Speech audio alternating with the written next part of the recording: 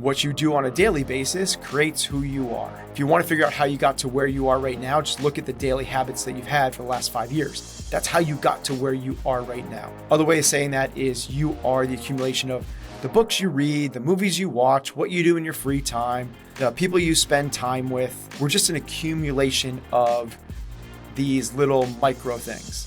Hello and welcome to another episode of Chasing Excellence. My name is Patrick Cummings, as always joined here by Mr. Ben Bergeron. Every week on the show, we dedicate some time to exploring how we can live a life of better health and increased fulfillment.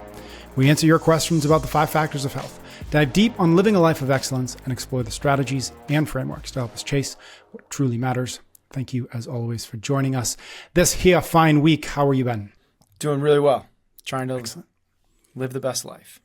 Trying to chase what truly matters. It is an ongoing challenge, but worthy. This week, we've got listener questions about the potential benefits of training in a CrossFit gym versus on your own, revisiting the fulfillment framework, which is something we talked about a couple of years ago, and how to stay present with family when you've got big things on your mind. Our workout this week, we're going to be talking about what the 5 factors looks like for kids. I'm excited to get into that with you. And our cool down will be one recommendation from each of us on something worth watching. Let us start as we do with our warm-up. We start each episode with your questions about the 5 factors of health, those few fundamental behaviors that most positively affect our performance, vitality, and longevity. Those 5 factors are how we eat, how we move, how we think, how we connect, and how we recover. Are you ready, sir? Let's rock and roll. Question in our move category from Esther. I currently train between 4 and 6 times a week, lead quite a busy lifestyle as a self-employed personal trainer, and generally take good care of myself with a big focus on health and well-being. I've dabbled in CrossFit for years, but due to where I live, I can't easily access a box. It takes over an hour to reach my nearest one. I previously made the effort to trek over, but it just became too time-consuming as work got busier, and it was hard to remain consistent getting to classes. I now have an Olympic weightlifting coach who I've been with for nearly a year, and I also use CompTrain programming for my CrossFit sessions, which I do on my own in my conventional gym. But now I'm reaching a point where I feel my progress could have been light years ahead of where I am now had I been able to stay training at a box. I also really miss the group training environment and want to be around like-minded people more often. Progress really matters to me as I've started competing, but I just don't feel up to scratch and I feel I'm falling behind the curve. I know I can achieve way more than I am now, especially in skill work like gymnastics. Do you have any suggestions for fixing my training? Am I overthinking it? Should I just take a pay cut and take more time off work to travel to a box more often? Okay, Esther, where I start with a question like this is what Patrick said in our intro is we got to figure out to make sure that we're chasing what truly matters. And from that question and how much you leaned into how much this seems to matter to you, this seems to matter. And it's not, there's no judgment on values. It's like what matters to you matters to you. I know Patrick put this in the move category, but I actually think it's something different. I think what we're going to solve for is something different than the move. This is of value to you. You being your fittest version and you train 4 to 6 days a week. You've traveled an hour each way to get to a gym consistently in the past. You've hired an Olympic lifting coach. You follow CompTrain. This is a big part of who you believe you are and a big part of how you believe you can become your best version of yourself. You also seem to think, and I agree with you, that training in a gym will get you farther than training by yourself. And that you seem to be missing and you feel like a little bit of angst, regret, whatever it might be that, if I had only. So I think it's worthwhile for you to try this for a while and see if that you can see the gains that you're hoping to see and commit to this gym, even though it is an hour away each direction. But your question of should I just suck it up and take a pay cut, I think is actually the conversation we should have. I don't think that you need to suck it up and take a pay cut. We're in such a different environment. This is not 1982 that you're driving an hour each way to and from this gym. It's just it's the world that we live in now. That 2 hours, that hour there, hour back, can be productive work hours. You can work in the car while you're commuting. It's just you're not going to be on the floor working with your clients. But it doesn't mean you can't be working with your clients. You can be having phone consultations. You could be doing nutrition coaching. You could work with people during those hour to an hour from. Or you could use that time to educate yourself to create greater value for your customers and charge more during the hour that you are with them. Or you could use that 2 hours every day. How amazing would this be? 2 hours carved out every single day for you to work on building a better business, reworking the model. Maybe you should be doing group classes, small group training. Instead of working with one person and charging $100 an hour, you work with 4 people and you charge all of them $60 an hour. You just went from $100 an hour to $240 an hour. Same hour, same amount of work. So to me, I think you can have your cake and eat it too in this circumstance. I think that you can drive to the gym, get all the gains that you want to get from working with a group, and I think you can increase your earning potential. Yeah, I love that. And I would just maybe double down on what you started that with, which is, try it for a while. I think we often get trapped into thinking like, if I make this decision, then I can never get out of this decision. But the truth is for Esther, she could say for the next 6 months, or if we want to look in business, like for Q4 and Q1 of this year going into next year, I'm going to say, I'm going to make this decision. And at the end of, 6 months from now, I will make the decision based on this criteria and this criteria. Did I actually make less money? Or to your point, did I find ways, did I create opportunities that actually allowed me to make more money? And did I get fitter? Did it actually solve the problem that I think I need to solve, which is I'm not getting the gymnastics coaching. I'm not getting the environment. I'm not being pushed. Give yourself 6 months, actually see if those 2 things came to bear. And if they don't, or if you moved in the wrong direction in either one of those, well, you can unwind these things. This decision is not set in stone. You can say, okay, I tried that. That was a good experiment. I learned this, this, and this. And now I'm going to adjust based on what I've learned instead of, oh, I wonder if I should. I'm scared that it might happen if I do this. Well, gosh, 6 months, you'll get all the answers to those questions and you'll be much further on down the road. Yeah, the business parlance that you're alluding to is those businesses that fail fastest grow the fastest, and it's what it's the Facebook methodology. They were like build things, fail fast. Like That's just like move fast and break things. Move fast and break things. That's actually their real words. Yes, move fast, break things. Which is this. It's like don't sit and spin on the decision. Make a decision. Go test it out and see what happens. And if it doesn't work, cool. Decision point, steer from there. You have more data to work with than you do right now. And what we use, the terminology we use internally, which is stolen from the lean startup, is build, measure, learn. Build meaning like you got to create something. You got to go do it. And if you just sit there and try to figure out the pros and cons, we're not doing anything. Build, go do the thing. And then from there, measure. To Patrick's point, are you fitter? Are you finding more fulfillment? Enjoy driving there? Are you really losing money? Are you making more money?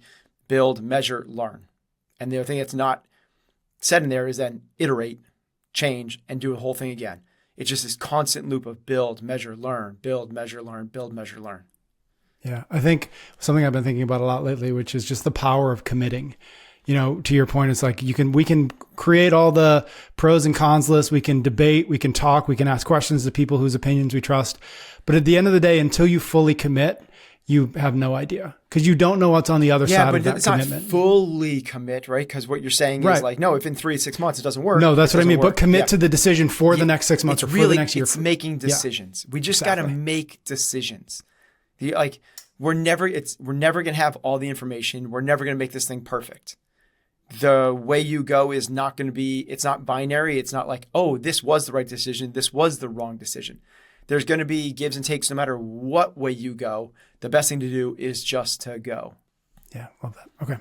Next question is from Tyler, and it's in our think category. He says, just curious, since the Fulfillment Framework episode is now 2 years old, if the process has evolved for you and Ben since then, do you still take the same macro to micro approach with goal setting? Does your daily routine with checking off 20 to 25 items remain the same? Maybe just do a quick recap of what that conversation was, because it was, like Tyler said, a couple years ago. Yeah, so the Fulfillment Framework basically says start with the really high arch is what this conversation's always been about, right? Like it's a way to chase what truly matters, but also make sure that your actions are leading you in that direction. It's not just words. You're not just talking about it. You're actually walking the walk and doing the things that will move you to that end state. So it moves from macro down to the micro stuff. And the macro stuff is like your North Star. Like, what do we want our life to represent? What is that thing that we feel like is most important to us? And it starts with like a personal mission statement and values. What are the things that we really want to accomplish, and kind of the pillars that we want to build our life upon. From there, you break that down into certain little frameworks. And the way that I broke that down, it's changed over the years, is live, love, lead, and learn. Those 4 L's. From there, you take 5 little actionables for each of those. So there's 5 little weekly actionables for love. Things like call my mom and dad. Things like make sure that I'm home for family dinner every night. Things like go to your kids' soccer practices and games, and so on. So you put 5 categories for each of those together, 5 times the 4 different categories. You have 20 things that you're checking off on a weekly basis. They should be something that you're getting at least twice a week. So it becomes a habit.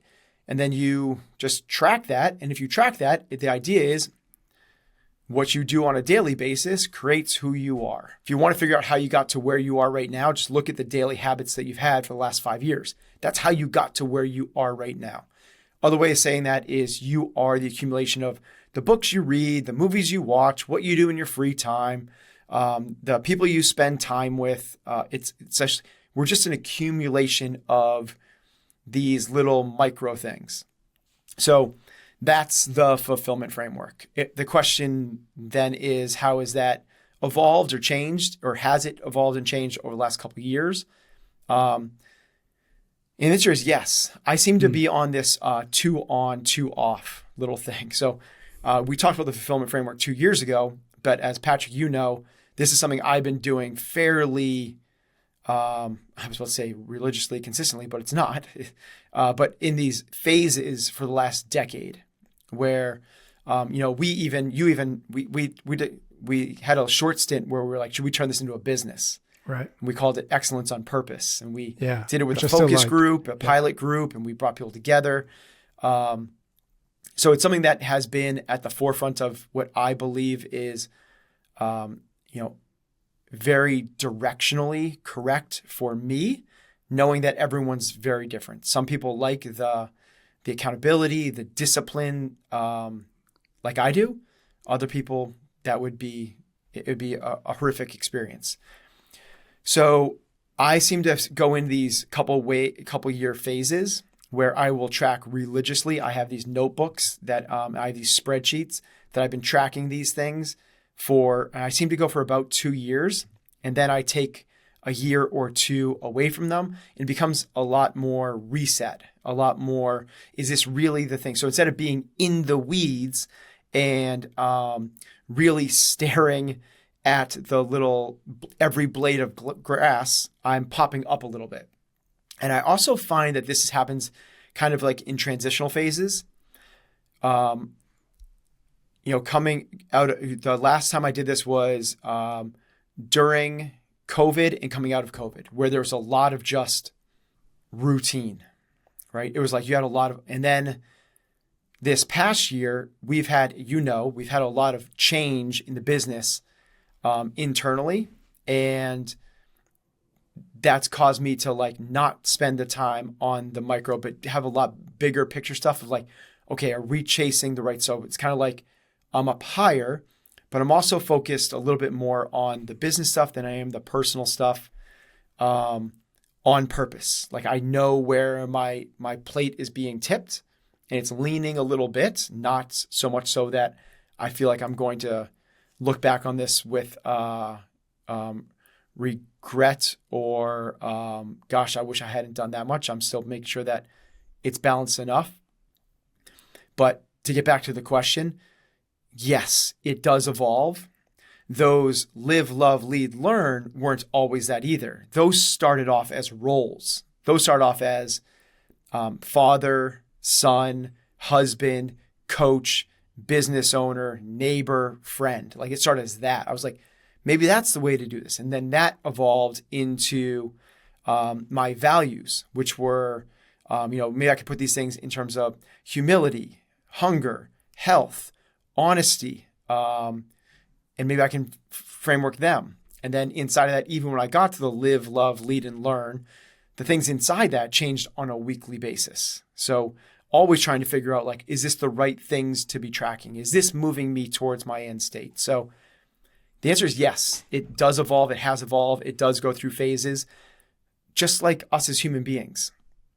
We should not have the same value set. We should not have the same discipline, practice, routines, habits, or the way we go about spending our day at 44 than we did at 24. And I hope that when I'm 64, it's different than it is now today. I want to continually evolve.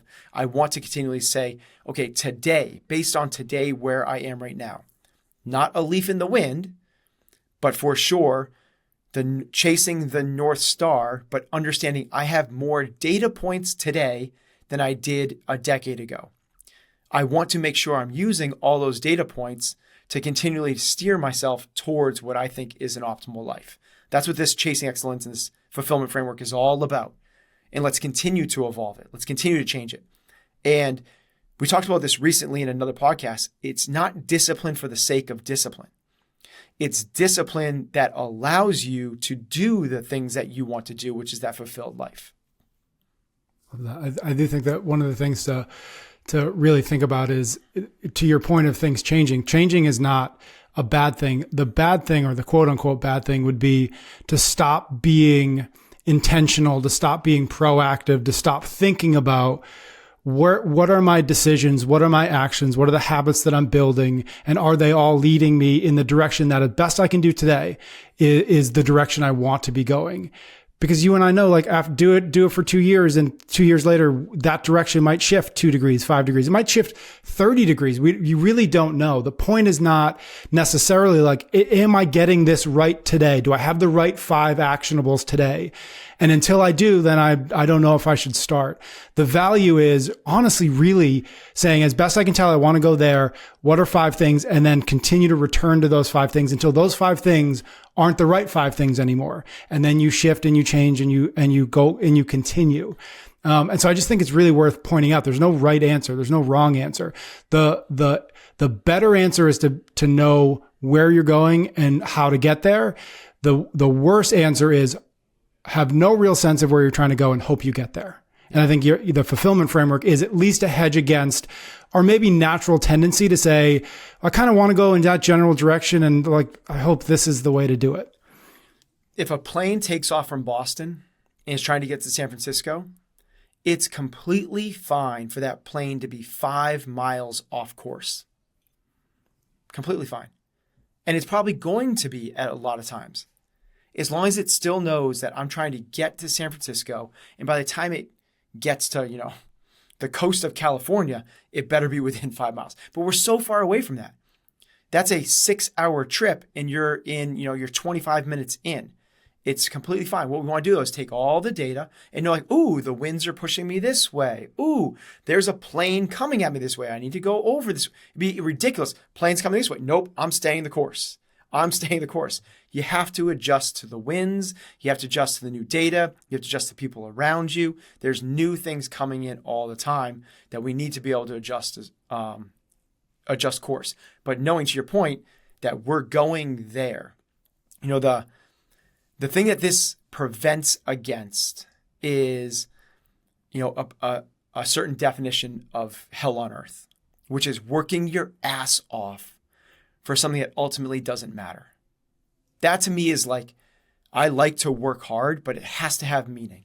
It has to have some sort of meaning assigned to it. And that's what this thing is always doing, is going like, hey, you still on course? You still doing this thing for that purpose? Because if not, adjust course. Got it. All right. Last question we've got is from Andy. It is in our Connect bucket. He says, one question I'd really appreciate being discussed is how to stay more present in the moment when you're an athlete, even an amateur, when that involves preparation of your body, mind, nutrition, etc., knowing that what you do each day either takes you closer or further away from your goals. This is something I really find challenging, and as a father of two beautiful daughters, 6 and 12, I feel guilty about when I'm spending time with them, but my mind is prepping for that evening's training session or focusing on recovering from a previous session. I can relate, Andy. It's probably not for me about training. It's probably more for me about the business. And I get it. Like when I'm, with my kids and I find my mind drifting towards that other thing and I catch myself, there's huge levels of guilt that come along with that. Cause we just had got off the conversation about like what truly matters. And I believe that's family first, and that's what truly matters. And I believe, and Andy's question is spot on, it's like, this idea of staying present and not getting pulled to the future training sessions or the past one, or try to prepare or recover from. Here's the harsh call out. And this is what I think that the role of a coach, and this is what I'm trying to do right here, is coach Andy and coach myself, is where your mind is going is a really good indicator of your actual values. Now that can hurt because, Andy, if you're with your family, but you're thinking about how to prep for your next training session, you actually value your training more than the time with your family. That's not a knock on you. I fall for the same trap as well. And that kills me to say that out loud. But that's a reality of the situation. Your mind is going, yeah, you're here, but this other thing is, quote, more important. Let's go there. Now, I'm not saying it's more important to you. It's your mind saying that. And your mind is not you. Your mind does not determine your values. You determine your values. And there's certain things that your mind will latch onto, like the dopamine and epinephrine that's released from these hard training sessions. And your mind goes, that's awesome. Go do more of that. Whereas when you spend time with your family, that can be associated with higher levels of cortisol or stress in a lot of situations. That's not the thing that your mind's going to go like, ooh, let's go do more of that. Now, in the long term, this is why that fulfillment framework matters so much. In the long term, you're probably not going to see as much fulfillment and pure intrinsic joy from the extra 30 minutes in the gym or that extra weighing and measuring of your food than you would from the extra 20 minutes with your kids or the extra attention to being present. So what we need to do is override this biological system that's tricking you out of your true value set. And you have to create this neuro association. And what happens is when you feel your mind being pulled, when you feel yourself being triggered into those things, you need to you're doing it already because you're asking the question. Have awareness that this is happening and go, nope, I'm not falling for your tricks. I'm not falling for that. I'm not negotiating with my mind. I'm going to tell my mind what is most important. And it's the here and now with my kids. And if you do that enough times, the mind goes, here and now, the kids is the best thing. And it will latch onto that. We're bidirectional beings in so many different ways. Here's an example of that. When you get stressed, your eyeballs literally turn into cone shaped. They're not perfect circles as they are, but your eyeballs actually physically change shape to be more cone shaped so you can focus on the path ahead to run away from the saber-tooth tiger, so you can focus on that gazelle so you know that you can get that food, so you can focus on the fire or the enemy. Your eyes literally go from this more peripheral to this more cone shape so you have more direct vision. You can hack that the other way. If you feel stress, if you start to pay attention more to the peripheral vision, your eyes will come back here and it will send a neuro signal to the brain, hey, we're in a relaxed state. and you can switch out of this fight or flight into this parasympathetic nervous system. This is the same thing with your values. You tell your brain what is actually most important.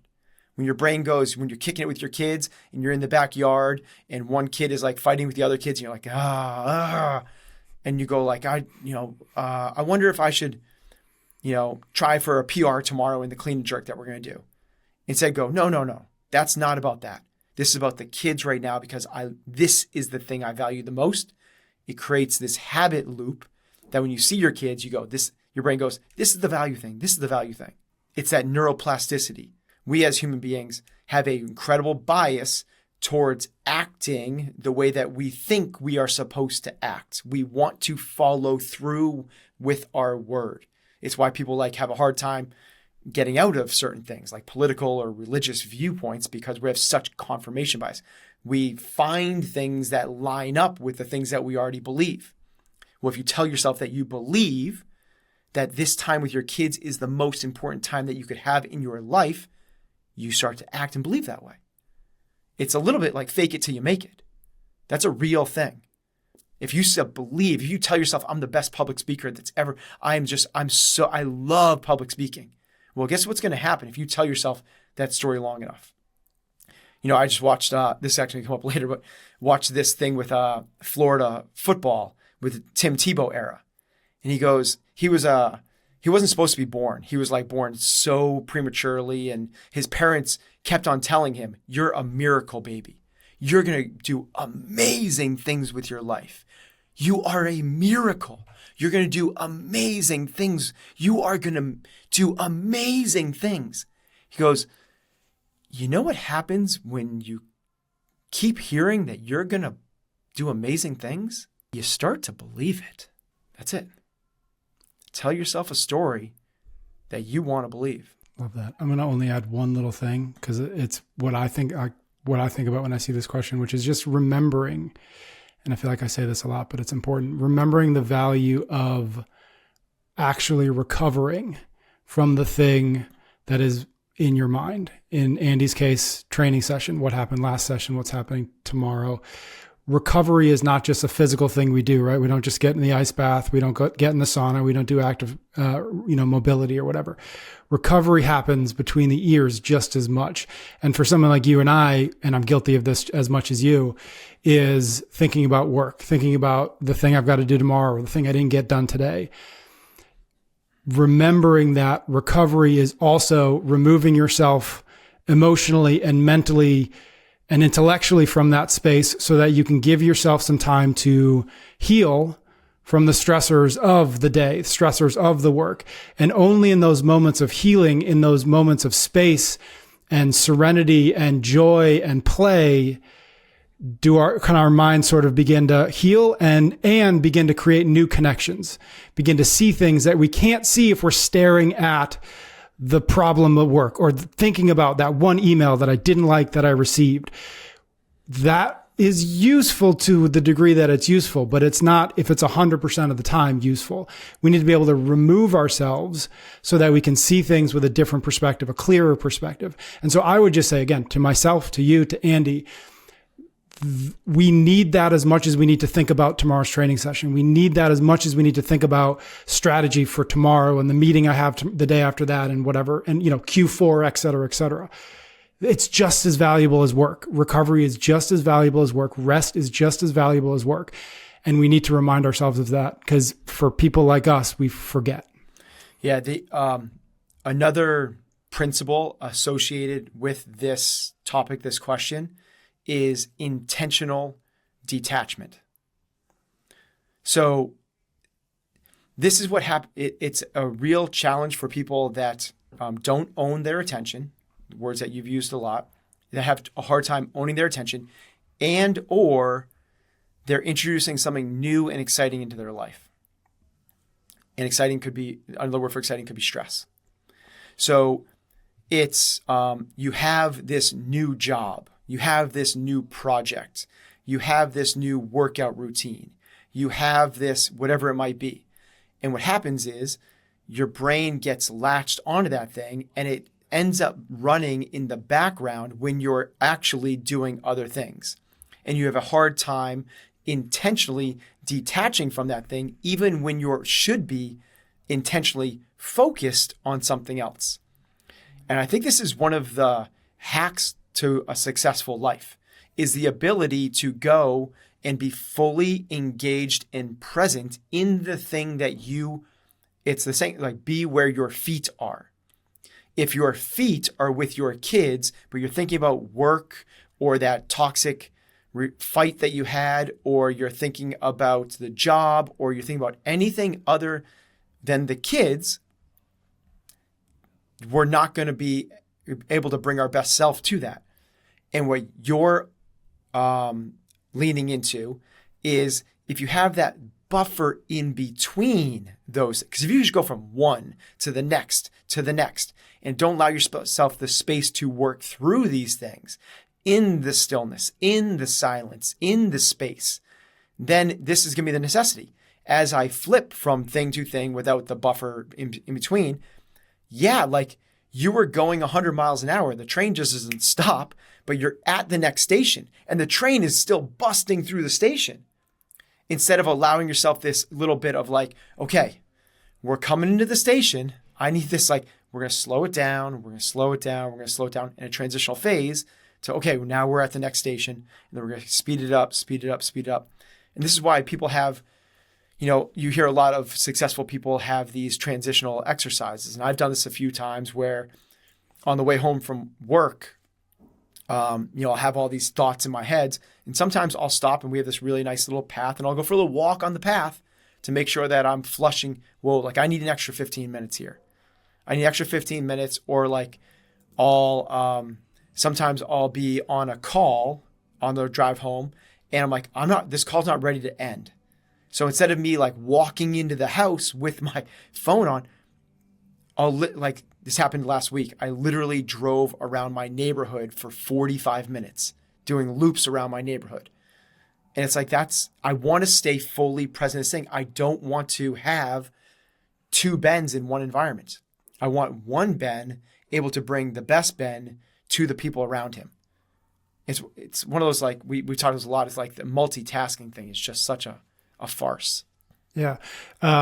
Last thing maybe, which is just, I think one of the things that Cal Newport talks about who's a writer on productivity, but one of the things he talks about, which is right in line with that. And I think about it for myself because I think the challenge that literally the thing I thought about was like, I don't have a drive home. Yeah. I have a walk and it's 32 seconds before I'm back in the house.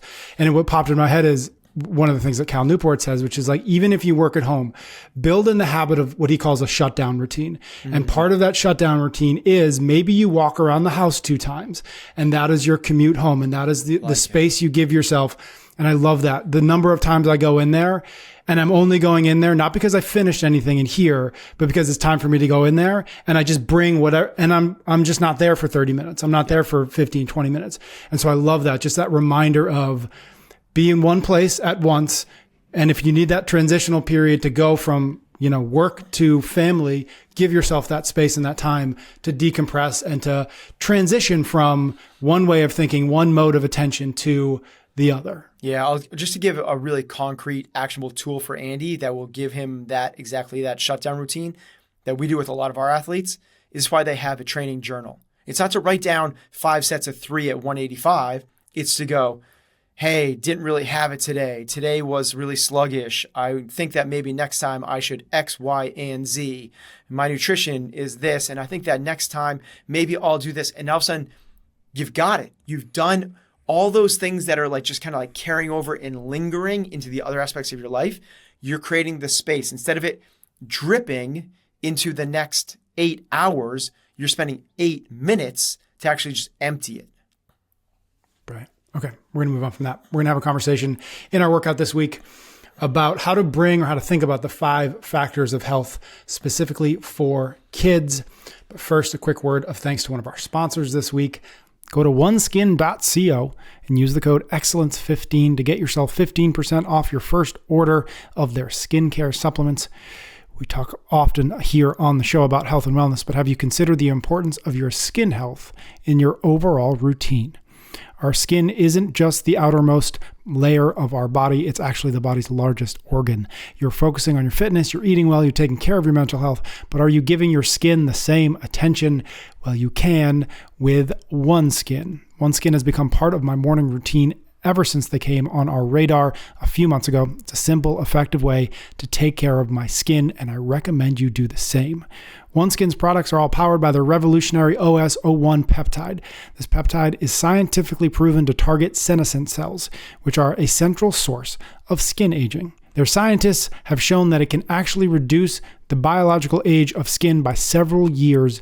In their groundbreaking research, healthier, more youthful looking skin doesn't just look great, which we all want, obviously, but it's good for your overall wellness too. After all, your skin is more than just a barrier. It's a reflection of your overall health.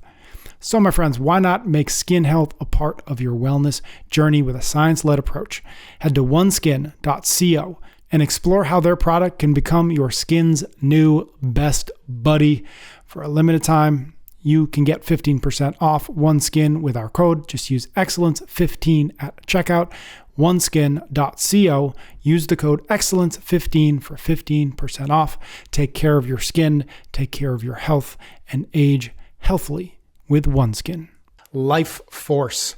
Do you want to take a more proactive approach to your health and wellness? Then look no further than Life Force. Head to mylifeforce.com/excellence to learn more about the first clinically proactive care company helping people improve how they feel, how they perform, and how long they live. You might think you're healthy, but how do you really know? Feelings can't always be trusted, which is why getting yourself a membership with Life Force could be so valuable. With Life Force easy to follow, clinically backed program, you'll have the data, knowledge, and support you need to live better, longer, and truly be healthy.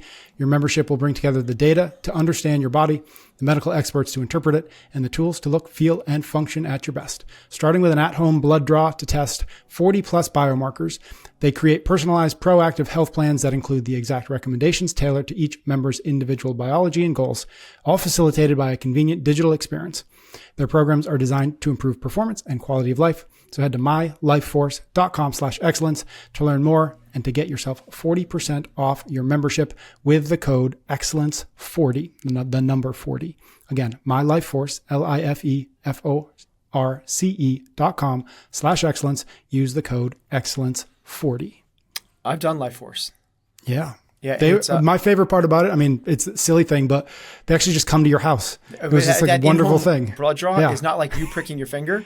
They send a phlebotomist, which is a person that does blood draws, to your house, and they do it in your house. Yep. It's like everyone knows that you're supposed to do this fasted. So talk about it just like makes it so much easier. But also through the supplement recommendations and working with the coach, I really believe in what they said in that read is what you said in that read is really, really important, which is we rely so much on how we feel. And that's a huge indicator. But like, this is one of those things that like we all, like people listening to this show, everyone should do this. And it's so cool. You don't need to do this forever. You don't need to do it. It's kind of like weighing and measuring your food, right? You do it and you got you got it. Yeah. Like, let's do this. Let's do the health panel. And let's figure out with this conversation, what are the supplements I should be taking? What are the lifestyle factors I'm missing?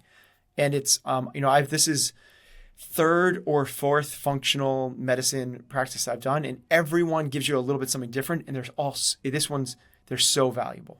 Let us jump into our workout this fine week. This is from Patrick. I swear it's not me. I'm an elementary school, though here's a little hack. If you want to get a question in the show, make your name Patrick and I will notice it much better. I'm an elementary school physical education and health teacher.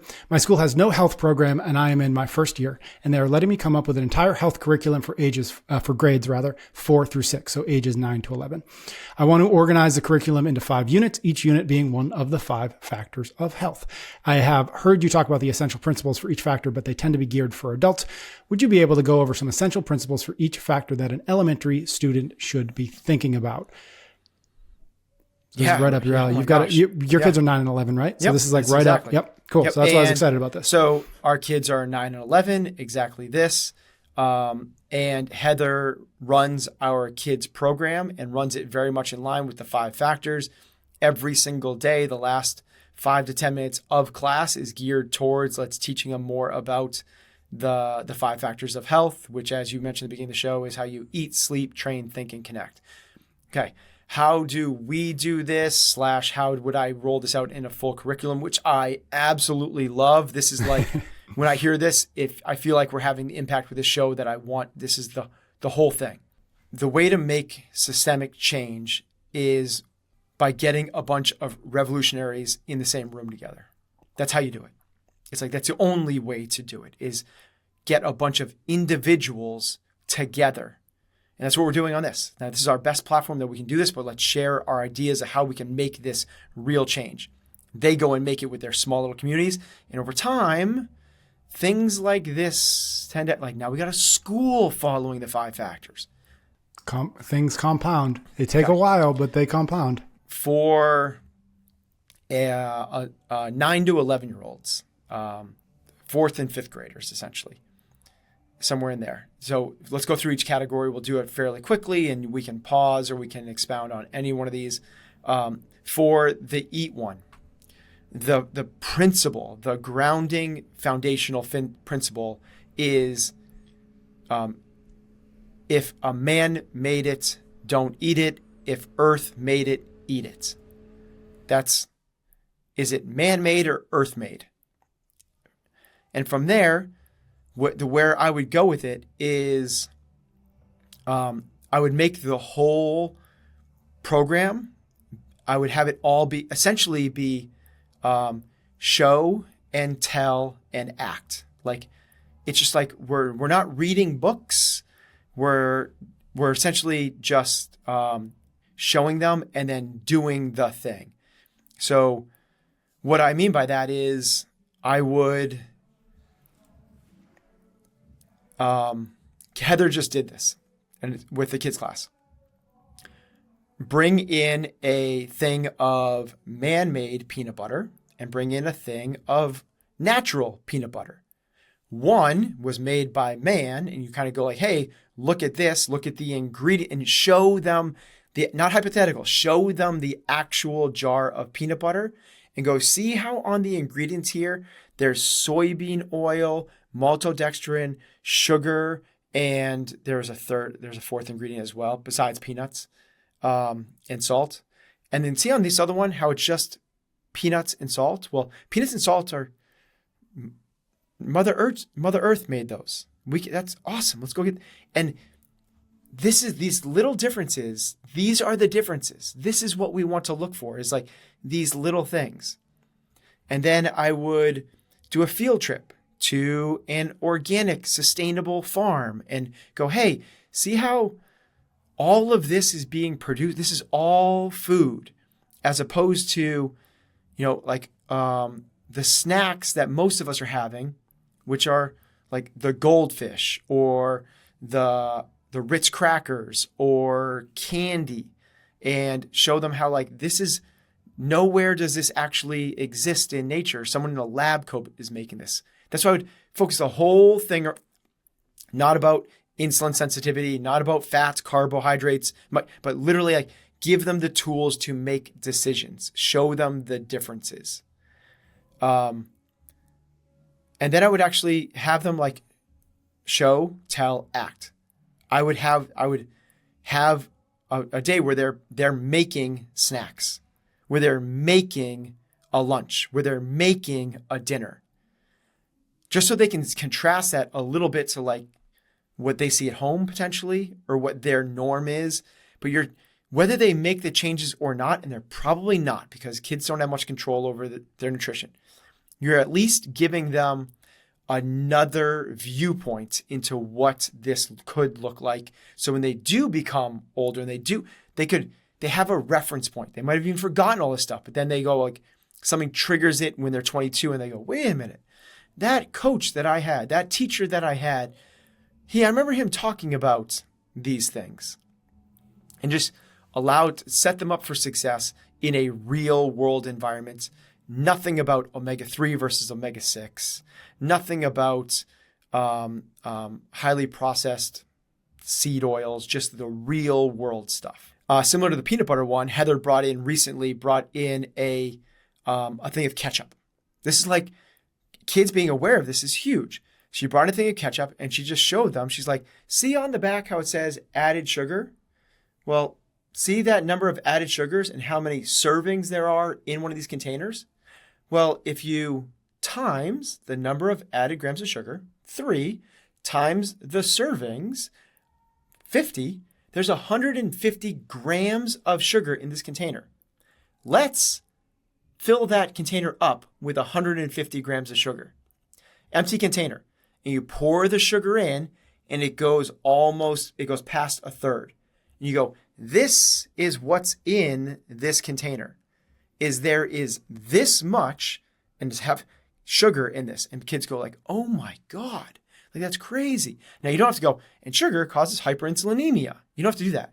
You just have to go like, and sugar is bad for us. If we want to live a healthy lifestyle, we want to avoid added sugar. Like, okay, cool. Like, but it's the visual, real world things, not the academic things that's going to move the needle for 9 and 11-year-olds.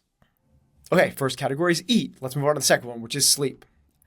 Sleep, most 9 and 11-year-olds have no control over their sleep. So we're not trying to actually, and even with the eat, we're not actually trying to get them to eat better because most of them don't have the control over that. They're not packing their lunches. They're not saying, hey, school lunches serve this instead of this. And if they did, most of them don't have the willpower to resist the Skittles and, go for the peach instead of the Skittles. So we're not trying to drive behavior. We're just trying to instill baseline fundamental and foundational knowledge base in a real world applicable way. So it's the same thing with sleep. So with sleep, while we're probably not having our kids take naps and we're probably not doing that in terms of the actual aspect, it's power just to kind of lay out some foundational things like, hey, what we're looking for generally is we'd love for you guys as kids to be sleeping more than 9 hours a night. As you get older, we really want to keep that above 7, closer to 8. We also really want to, other foundational thing, try to wake up and sleep consistently at the same times. As you guys become teenagers, you guys are going to be growing and it's going to be really important. And you guys are going to want to stay on your screens at night, but it's really important. We're not trying to change behavior now, but just understand that that's in opposition to health and that's opposition to, backing up again, just this conversation of 5 factors is so empowering. Going, hey, it's not just, my parents are fat, so I'm going to be fat. It's not just, I have no control over whether I get these diseases or anything else.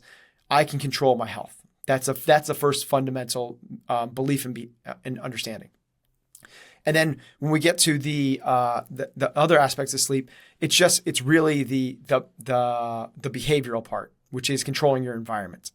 And this is where I would just go, hey, like, we'd like for you to be in a cool, dark, quiet place. And that's it. And hey, kids, what do you think you could do to create a cool, dark, quiet place? And people go like, well, I live in the city and, the trash people come, I'm saying this because I used to live in the city, this happened. And the trash people come and collect the trash at 4:30 in the morning because it's the only time that there's no cars on the street and it's so loud. It's like, okay, so how can we control for that? And you go like, well, maybe if we put on some make sure the windows are shut. And we maybe put on some little white noise, or we put on some ocean waves. We put on some other background music that drowns out the jarring of this in the middle of the night. Okay, but the windows are shut, don't have AC. Maybe we turn a fan on so it's cool. And I live in Iceland and it's super bright, 23 hours of the day in the summer. Okay, let's get blackout shades and hey. Not telling you got to go change this in your, you have to go to your parents and ask them to do this. But I'm also saying, don't do that. Like that level of awareness, it's just that greater level of awareness. Yeah, I was just going to say, I think one of the things worth underpinning there, because I think that the tendency or the want would be pushing on the actions, change this, go home, tell mom and dad to do this. And I think that I think we run into trouble with that. But I think the thing that I imagine happens is, I'm just thinking about the CrossFit Kids class there with Heather, when you're in a position, especially as a kid, when you have somebody in your life who is a role model or a teacher or a coach, or just even the cool uncle, you kind of want to be more like that person. You look up to them. You see, like, what they say weighs a lot, especially if it's somebody who like clearly respects you and listens to you and talks to you and all that. Like, you've got to be the right kind of role model. But even just going home with like Coach Heather was talking about this makes it so much more important. And it almost doesn't matter that Coach Heather didn't say, go home and tell mom and dad to throw away the peanut butter. You don't need to go that far, because that is ultimately what they will feel anyways, because they look up to Heather. They listen to Heather. They want to be more like Heather. And that's the beauty of, Patrick in this position, being a teacher, being the health teacher. He's in this position to be that could be so empowering, right? We've all had teachers who like genuinely and completely really transform us, and however the ways they do that. And so that's why it's such a cool position that he's in, because that's what he can ultimately do without ever, to your point, going prescriptive. You have to do this. You need to do this. Tell mom and dad to do this, because that's unnecessary. Yeah, those are such key points. Is Patrick has to lead from the front. First, he has to be doing these things himself. One. Next, he has to be so engaging, right? Or I shouldn't say it has to be. The more engaging he is, which I'm saying, like, don't have him read anything. There's no reading in this class. We're just going to like show, tell, and do. That's it. Like, we're going to make it so, and they're going to go like, make it, oh my gosh, this class is so fun to go to. And then and then from there, the third piece, which is what Heather does as well. I'm just stealing from Heather. Heather certainly leads from the front. She makes it incredibly fun and engaging. And the third thing she does is every week she sends the kids home with a newsletter that's very engaging. It's all infographics about the things she's coaching. And the kids just go home and it's in their bag, and they drop it on the kitchen table, and all of a sudden the parents start to see it. Yeah. And they go, ooh, what's this? Like Billy, what is this that you're seeing? What is this that you're talking about? It's like, we're not going home and going like, hey, tell your parents to throw out the ketchup. We're not doing that at all. We're just kind of doing this constant drip, but also make sure that the drip kind of runs into this other environment. So we've done eat, we've done sleep a little bit. Where do you want to go next? Train? Eat, cool. sleep, Move. train. Yep. Move. Yep. Do it. Don't even talk to them. Just do, like, this is your chance. Like, I would act like, I know this is probably not a physical education course. It's a health course.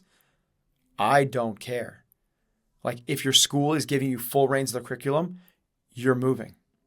I would actually do, if you have 50-minute class or an hour-long class, half of the class is moving. Half of the class is burpees and running. Half the class is learning how to squat properly. Half the class is, man, it'd be so cool. Like, imagine you had this class and by year 2, all the kids have the ability to do a pistol. Like, you could get to that. Like, honestly, you could get 2 years to get kids to be able to do a single leg squat. You could do that. Like, that's where I would go. Is like, I wouldn't even go anything in terms of like, what does it mean to do constantly varied functional movements performed at high intensity? What is a functional movement? Well, it's universal motor recruitment patterns. It's movements that move large distance, large loads quickly, and it's movements that show up on the job site or in sport. Like, they're natural yet essential. Like, what? No. Go and do the squat. Go and do push-ups. Go and actually run. Show them what it actually is. That's where I would go and do the thing.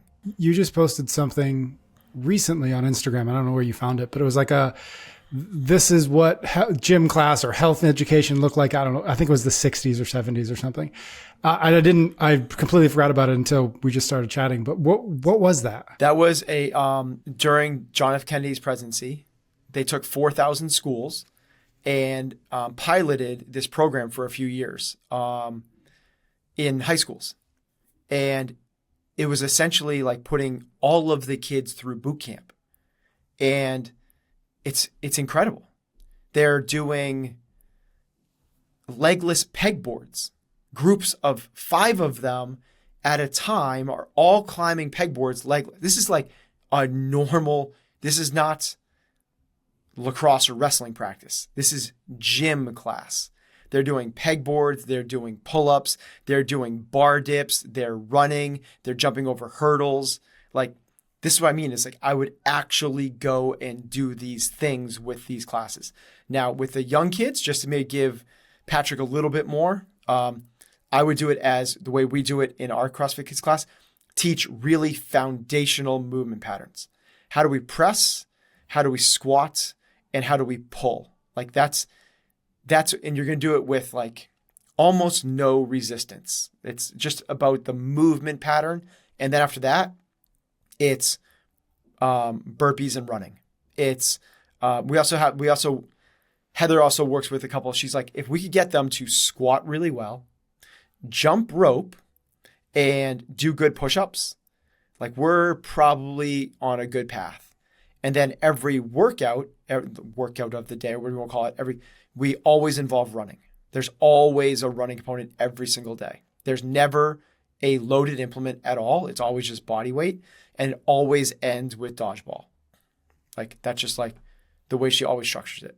But the big thing there is I wouldn't teach them about training. I wouldn't teach them about movements at 9 years old. If I was, exercise science professor at, Springfield College, then yes, I'd be talking about things, in terms of, physiology and periodization, training cycles. But in this world, I'm just doing it. I'm giving them an opportunity to like get the head start actually themselves. Love that. Okay. So eat, sleep, move. Let's go to think. I would have them start with, it's not really thinking at this point. I would get them aware of language, of the words that they're talking. It's very Mark England stuff. That's stuff that we had on his podcast. Aware of soft language, aware of victim mentality, aware of complaining, and aware of how to reframe that language. So I would do exercises with them and go, hey, here's somebody says this. How could you say the same thing without it being a complaint? Right? Like, oh my God, when is lunch? I'm so hungry. I'm very excited to eat. I am so excited to eat. We're saying the same thing. One's a complaint, focusing on the limitations, the withdrawals. Other ones, the opportunity, the excitement, and the abundance. And I think I love that. I think the cool thing about that is also thinking about the constraints of like, you've only got these kids or something. You can do that throughout the movement session, throughout the talking about the peanut butter and the ketchup, right? You can, which I think is something that you do really well. And I've noticed you do it before. Like if somebody does one of those things, quick reframe, and then right back to whatever it is you were doing. And those little drips, they hear it once, twice, 150, that's what ends up being the voice in their head. Yep. Because they catch themselves. Because what you're doing is you're introducing awareness, and eventually it will be self-awareness. But first it is exterior, it is external awareness. And then it becomes the voice that they hear themselves. I like that in terms of, it's usually associated with parents, but I think teachers and coaches are probably number two. But the way we speak to our kids is going to be their internal monologue later in life. So all we're doing is giving them the chance to reframe things because they don't have that tool. We're just going, hey, you're excited to eat. Let me hear you say it. Oh yeah, I'm really excited to eat. Cool. Move on. Like now we're on to the next thing. We're not dwelling on it. We're not doing this, but just like on to the next. Yeah, brilliant. I'm going to start doing that more often here. Okay, last one we've got, connect. Okay, so the connect one, connect is multifaceted. Connect means how you connect with yourself. It's how you connect with others. It's how you connect with nature. So I would layer in some principles about essentially like how to win friends and influence people, that type of stuff. Just like how do you be an effective, productive member of society? Like, Jordan Peterson, yes, he's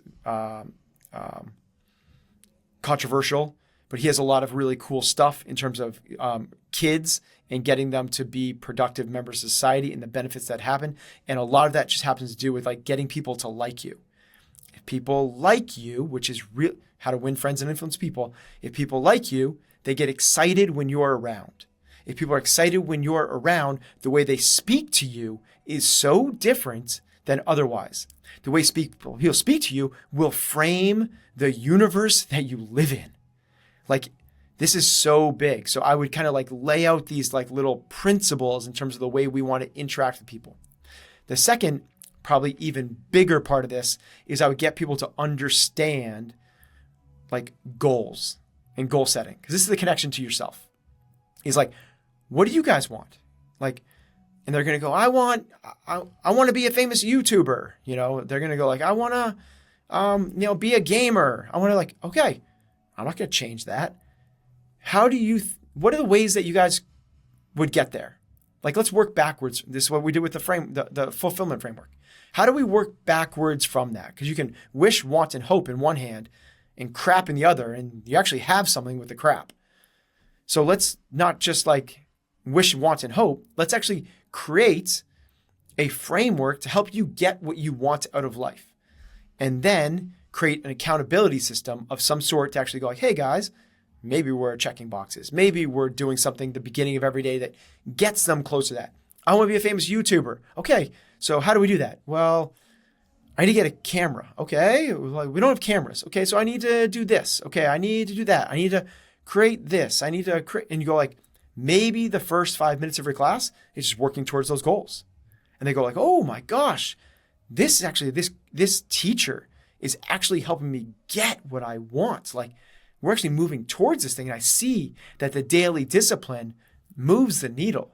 I think that that's the way, if I was to framework this curriculum, I love that Patrick's starting with eat, sleep, train, think, connect. And yes, it is a little bit different than it is walking through with adults. But the biggest difference is the opportunity that you have, that you're going to have these guys for 30, 40, 50 minutes multiple times a week, which most of us do not have. Now, the cool thing is, if you own a CrossFit gym, you actually do.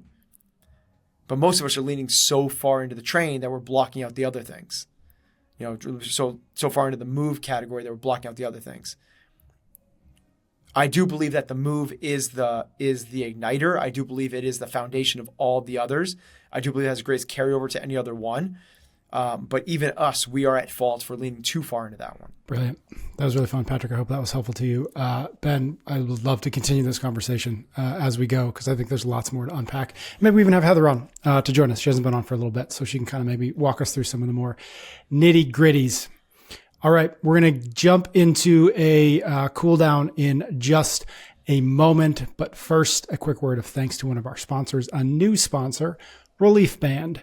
Head to reliefband.com to learn more about the #1 anti-nausea wristband that quickly relieves and effectively prevents nausea and vomiting associated with motion sickness, anxiety, migraines, hangovers, morning sickness, chemotherapy, and so much more. Relief Band is a natural fast action and will last as long as you need it. It's 100% drug-free, non-drowsy, and has 0 side effects. Like I said, it is a wristband, so you wear it when you're getting on a plane or a boat or sitting in the back seat of a car with a terrible driver. In fact, Relief Band is the first of its kind because it's a wearable that does something other than measure things. It actually treats nausea. It does so by leveraging the body's natural neural pathways to block signals to the center in the brain responsible for the sensations of nausea, and has been used in clinical settings and hospitals for years. If you want to cure your nausea problems fast, check out Relief Band. Right now, we've got an exclusive offer just for listeners. Head to reliefband.com. Use the code excellence for 20% off plus free shipping. Reliefband.com. Use the code excellence. I am coincidentally, Ben, I think I'm going to be on a boat this weekend. So I'm looking forward to bringing my Relief Band. What are you doing? Actually, sometimes we're just hanging out with some friends and the weather's still warm enough that that's still a possibility. Yeah. And I usually, because I'm on boats so infrequently, they tend to wreck me a little bit. So I'm excited to bring along the Relief Band and see how it does. You know what? For me, the biggest one there is, first off, I love that it helps with like chemo and stuff. That's really, really cool. And certain medications. I think that probably not our population, but these things could be really popular with the hangover thing. Mm-hmm. Maybe that's a different conversation. But the one that actually affects me is, as much time as I spent on boats, if I am going offshore, I get seasickness. But the biggest one for me is if I'm in a car and I'm reading, I can't do that. I can't even like really like concentrate. I can't look at social media on my phone. I can't have my head down because I get that sort of like car sicknessy type thing. I'm psyched to try this thing out because those long car rides that we have to either go to the Cape or go skiing, those could be super productive sessions if Heather's willing to drive. Yeah, there you go. All right. Awesome.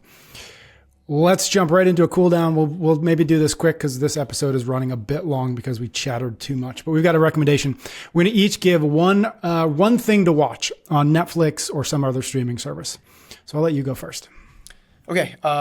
It's Netflix and it's called Live to 100: The Secrets of Blue Zones. Ooh, I feel like Heather keeps mentioning Blue Zones. It must be. Yeah, so that's the reason I got into it. Heather's really into Blue Zones. She's read a couple books on them, and when Heather gets into something, she's she goes all in. She's deep in the well. If you go to the CompTrain offices, all you see are plants, and I'm quite certain because at some point, like 2 years ago, Heather was like, "I'm getting into plants," and they're just everywhere now. Oh no, 100%. Like we have over 150 plants in our house. They're amazing. They look amazing. A year ago, we had 3.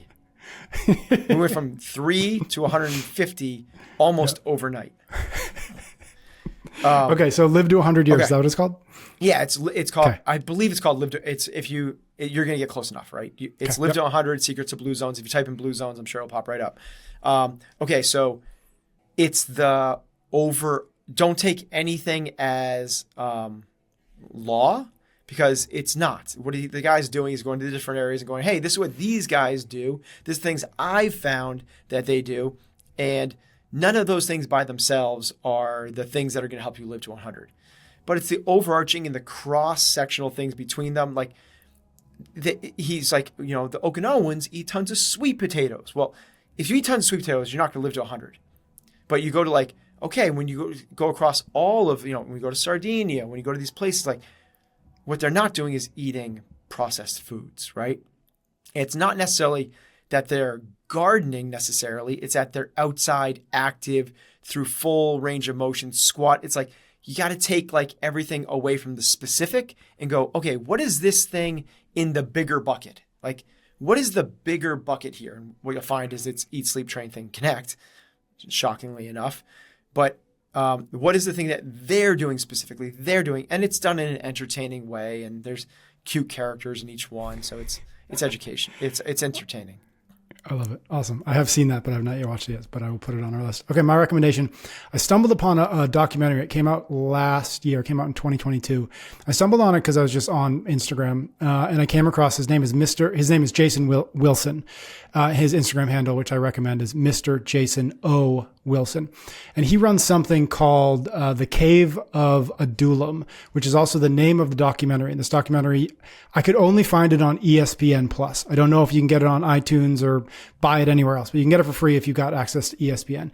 So it's called The Cave of Adullam. I'm just going to read the quick little 2-sentence blurb. It says the documentary tells the story of Jason Wilson and the transformational training academy he runs for young black boys. With his mantra, it's easier to raise boys than repair broken men. Wilson's methodology teaches emotional stability instead of discipline, setting these children on a path to become whole and healthy adults. And so it's effectively just kind of this chronicling of Jason, what he's doing there at the Cave of Adullam, and then it tells some of the stories of the kids inside that he is actually training. And it was just amazing. And it's a wonderful story. But I just wanted to give a little bit more context because it's worth watching, but this might be useful context going into it. Cause I really didn't know anything. Truthfully, I came across a video that he had posted and it was a clip from this movie.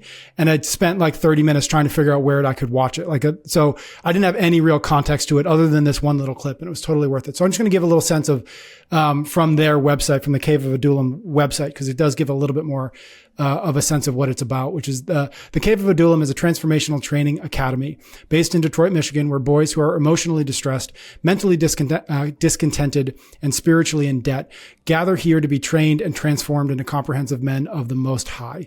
We are able to accomplish this mission through our emotional stability training. EST, emotional stability training, exposes the root of unresolved anger, anxieties, lack of focus, and fears, while teaching our students how to introspectively confront and conquer negative emotions with compassion composure.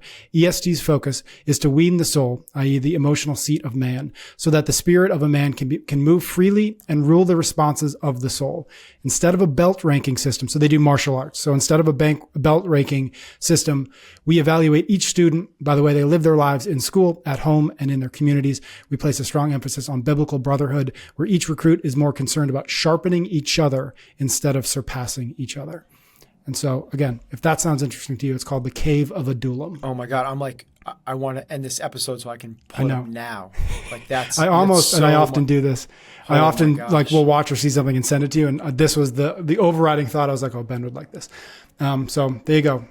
Two recommendations. It matches up to my expectation because that sounds amazing. It is really, really good. Let me know when you watch it. All right, my friends, we're going to get out of here. This episode is a bit longer than usual. Thank you so much for tuning in, for staying with us. We hope that was of value to you. If it was, and you are not yet subscribed or following the show wherever you are watching or listening to this, please do so that you do not miss another episode. Ben and I will be back next week for a new episode of Chasing Excellence.